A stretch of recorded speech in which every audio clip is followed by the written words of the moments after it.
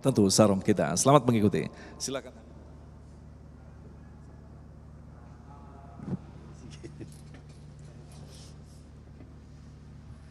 Bismillahirrahmanirrahim. Assalamualaikum warahmatullahi wabarakatuh. Alhamdulillah, alhamdulillahilladzi allafa baina qulubina fa asbahna bi ni'matihi ikhwana wa kunna ala syafa hufrah minan nar fa anqadana Allahu minha insyaallah. نشهد أن لا إله إلا الله وحده لا شريك له ونشهد أن محمدا عبده ورسوله لا نبي بعده اللهم صل وسلم على سيدنا محمد وعلى آله وصحبه وأزواجه وذرياته أجمعين وسلم أما بعد. Yang saya hormati Kiai Misbah, mudah-mudahan Allah memanjangkan usia beliau dalam takwa kepada Allah, dan juga seluruh pemirsa baik yang ada di Masjid As-Siddiq maupun juga pemirsa Damai Indonesiaku TV One dimanapun berada. Tadi sahabat baik saya Ustadz Agung Izul Haq menyampaikan tentang mudik. Ya, ini pembahasan kita tentang mudik. Bapak Ibu sekalian, saya ingin nanya, ini kira-kira apa urusannya ini? Apa ulama kok ngobrol soal mudik? Mudik kan urusan tradisi ya Bu. Bapak-bapak sekalian, mudik itu urusan tradisi, ya kan? Selama ini bertahun-tahun orang mudik, nggak ada yang rame, gitu ya. Nggak ada yang istilahnya mempermasalahkan.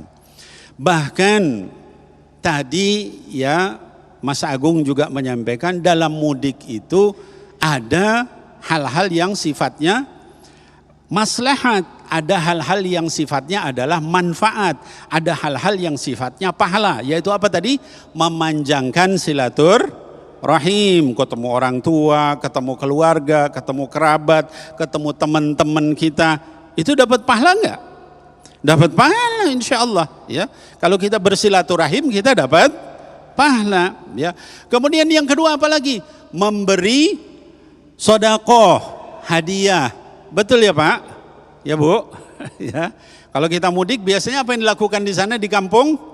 Oh, kita bagi-bagi. Ada anak-anak ya kita kasih hadiah dan sebagainya. Dapat pahala enggak itu? Dapat pahala, Masya Allah. Ya.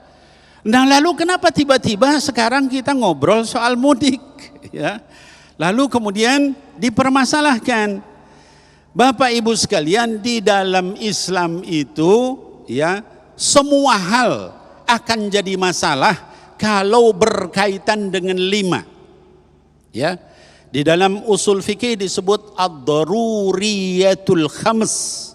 Ada 5 kondisi darurat yang kalau bersentuhan dengan salah satu ini, maka ini jadi masalah di dalam Islam. Jadi pembahasan di dalam fikih, jadi pembahasan para ulama ya. Apa saja yang 5 darurat itu? Kata para ulama usul fikih, yang pertama yang disebut hifdzu ad-din, menjaga agama. Contohnya apa? Kalau kita melakukan satu perbuatan, kita cuman dengan keluarga kita, tapi dampaknya adalah kita menjadi mengakibatkan kekufuran, mengakibatkan kesyirikan, itu jadi urusan agama. Walaupun yang melakukan adalah pribadi, keluarga, ya. Yang kedua kata para ulama yang disebut dengan hifdzu an-nafs, menjaga nyawa manusia. Contohnya apa? Contohnya mudik ini. Nah, ini baru, ya. Kita berangkat mudik urusan tradisi, urusan budaya, nggak ada ngurusin agama. Tapi kalau kita berangkat mudik mengakibatkan orang lain sakit, kita berangkat mudik mengakibatkan badan kita sakit, kita berangkat mudik mengakibatkan kita tertular sama orang lain, maka itu menjadi urusan agama, ya. Namanya hifdzu an-nafs, menjaga nyawa orang, menjaga jiwa orang. Beb, itu ngomong-ngomong menjaga nyawa dan sebagainya, apa sih dalilnya? Kata Allah Subhanahu wa taala di dalam surah Al-Baqarah dikatakan, Bismillahirrahmanirrahim. Wa la tulqu bi aydikum ila at-tahlukati wa ahsinu. Innallaha yuhibbul muhsinin. Sadaqallahul azim. Wa la tulqu bi aydikum ila at-tahluka. Jangan, kata Allah Subhanahu wa taala, menjatuhkan diri kalian dalam kebinasaan. Jangan menjatuhkan diri kalian dalam kerusakan. Jangan menjatuhkan diri kalian dalam bahaya. Wa ahsinu, selalu dalam keadaan berbuat baik. Innallaha yuhibbul muhsinin. Sesungguhnya Allah menyukai orang yang berbuat baik. Jadi kita melakukan sesuatu mengakibatkan kebinasaan, kerusakan, bahaya, itu dilarang sama Allah Subhanahu. Jadi yang larang bukan Habib Nabil, ya, tapi yang larang adalah Allah Subhanahu wa taala. Dalam ayat yang lain di surah An-Nisa, kata Allah Subhanahu wa taala, Bismillahirrahmanirrahim, wala taqtulu anfusakum innallaha kana bikum rahima. Ya, kata Allah Subhanahu wa taala, jangan kalian membunuh diri kalian sendiri. Wabib, kan kalau kita celaka sakit itu kan urusan saya. Ya, ngapain diurusin sama ulama? Ngapain diurusin sama agama? Kata Allah, jangan kalian membunuh diri sendiri. Itu yang bilang siapa? Allah Subhanahu wa taala. Ya. Karena apa? Innallaha kana bikum rahima. Allah itu sangat penyayang sama kamu, makanya diurusin. Ya.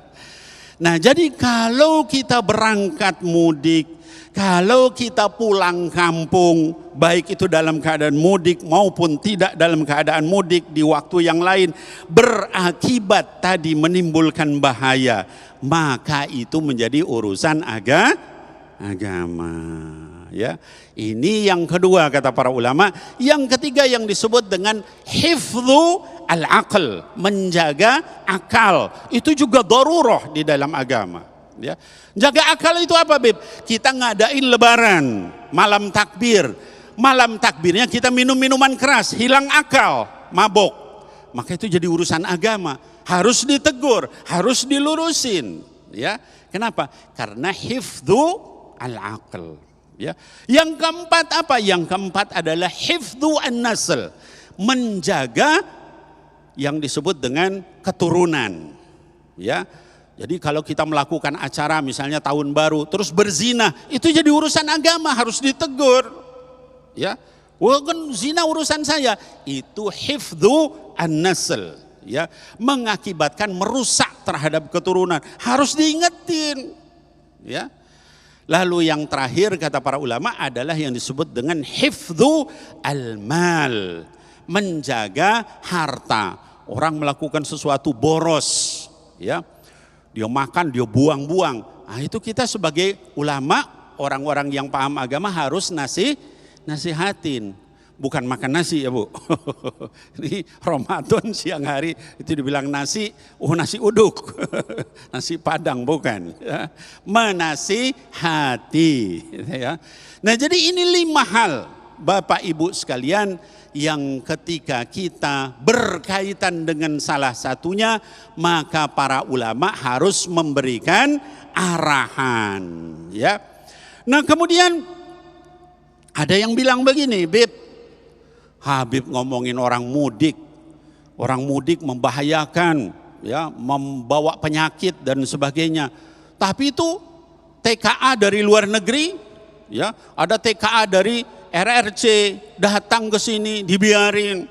Ada lagi WNA dari India datang dibiarin. Saya katakan itu juga termasuk yang dilarang, ya. Tapi jangan sampai karena mereka melakukan begitu kita ikut-ikutan salah, ya Bu.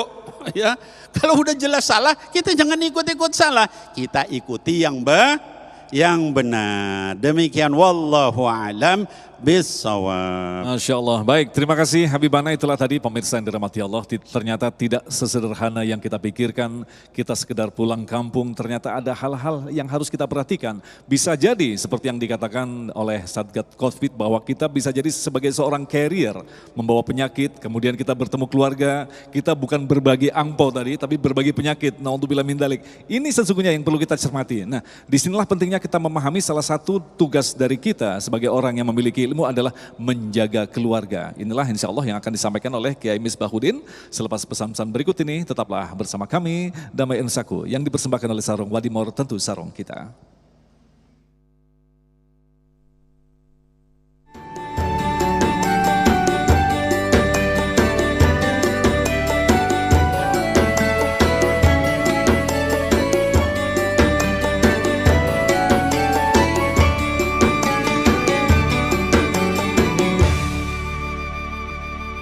Pemirsa, Anda masih bersama kami Damai Ensaku yang mengangkat tema tentang mudik di tengah pandemi. Alhamdulillah tadi kita telah mendapatkan ilmu dari guru kita Habibana.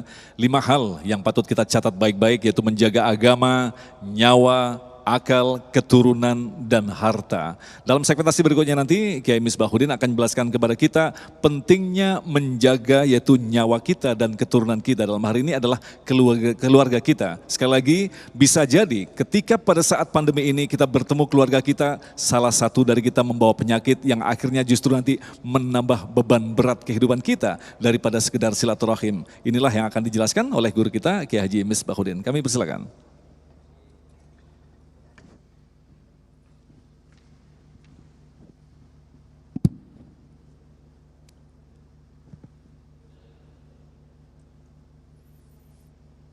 Assalamualaikum warahmatullahi wabarakatuh. Alhamdulillahilladzi an'ama alaina bi ni'matil imani wal islam. Wassalatu wassalamu ala asyrafil anbiya'i wal mursalin wa ala alihi wa sahbihi ajma'in. La haula wa la quwwata illa billahil aliyyil azim, amma ba'd. Bapak-bapak, ibu-ibu, dan para pemirsa TV One dimanapun Anda berada yang saya muliakan. Guru kita Habib Nabil yang saya muliakan juga. Bahayanya mudik di masa pandemi COVID-19. Negara kita, negara Indonesia ini banyak sekali tradisinya. Salah satu tradisi halal bihalal. Itu cuma ada di Indonesia. Yang kedua, tradisi silaturahmi secara massal. Yang ketiga, tradisi mudik alias pulang kampung, bareng pulang kampung. Tapi saat ini pemerintah melarang untuk mudik sementara waktu. Kita sebagai warga negara yang baik harus patuh terhadap aturan-aturan pemerintah. Selagi pemerintah itu menetapkan peraturan yang tidak benturan dengan ajaran agama Islam.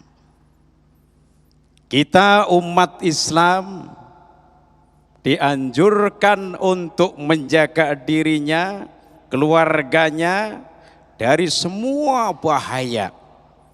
Baik bahaya di alam dunia maupun bahaya di akhirat, termasuk bahaya terkena api neraka.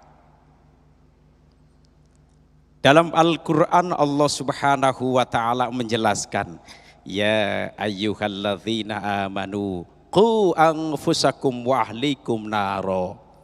Hai orang-orang yang beriman, jagalah dirimu, peliharalah dirimu dan keluargamu dari api neraka.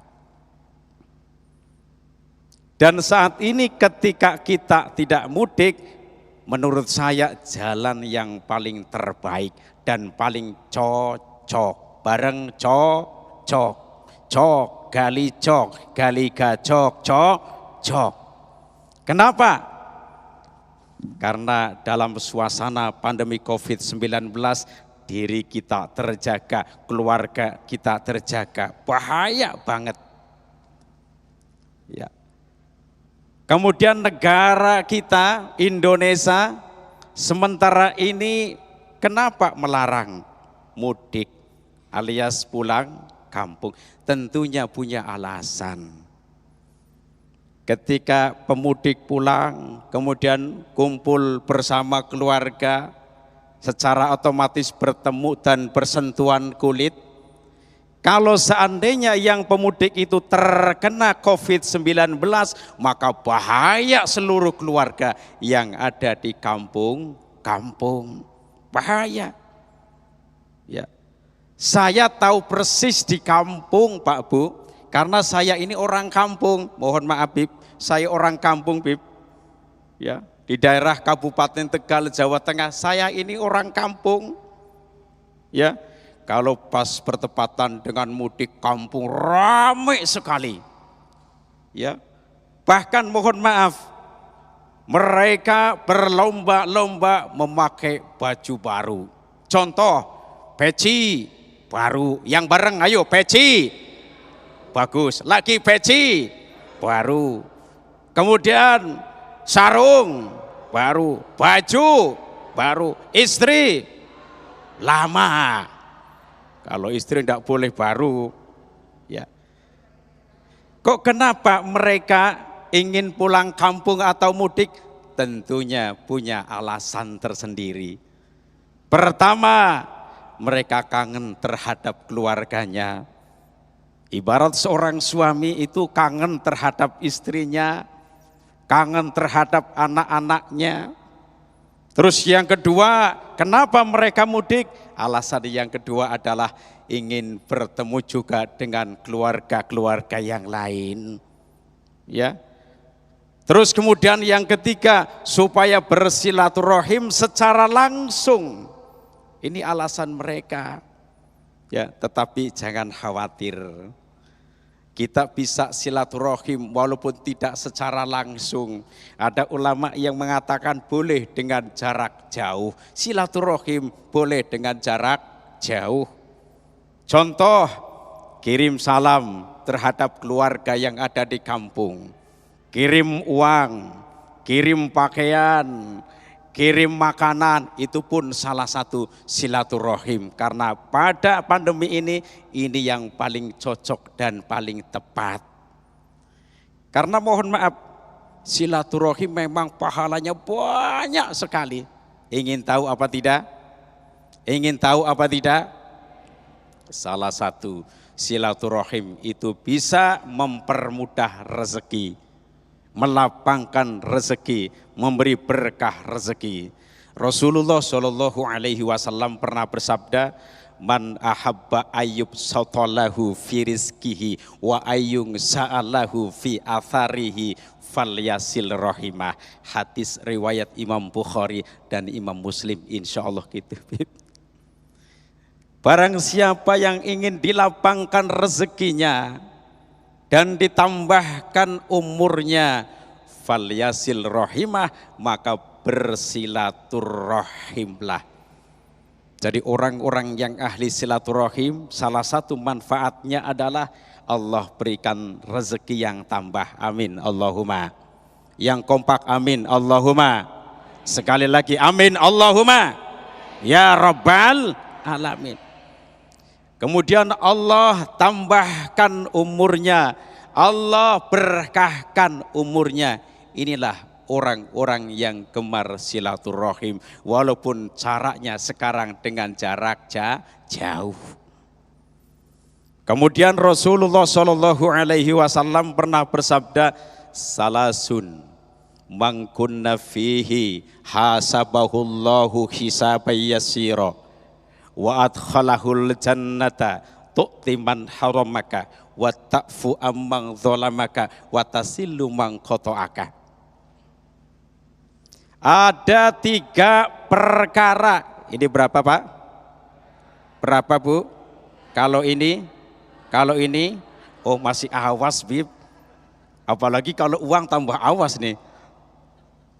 Ya, ada 3 perkara Pak Bu. Barang siapa yang ketiganya berada dalam dirinya, maka Allah akan meringankan hisabnya dan memasukkannya ke surga. Amin. Allahumma. Ada 3 perkara. Ingin tahu? Ingin tahu? Apa ingin tahu banget? Udah, saya jawab iya. Pertama, tu'timan haramaka, kamu memberi terhadap orang yang tidak pernah memberimu, kata Rasul. Yang kedua, kamu memaafkan terhadap orang yang pernah menyakitimu. Yang ketiga, kamu menghubungkan terhadap orang yang pernah memutuskanmu. Berat atau tidak? Berat atau tidak? Berat. Tapi kalau dilaksanakan menjadikan sarana kita masuk surga. Amin. Allahumma amin ya rabbal alamin. Baik, terima kasih Kiai, dan itulah tadi pemirsa yang dirahmati Allah, mukadimah dari guru-guru yang kita cintai yang tentu saja akan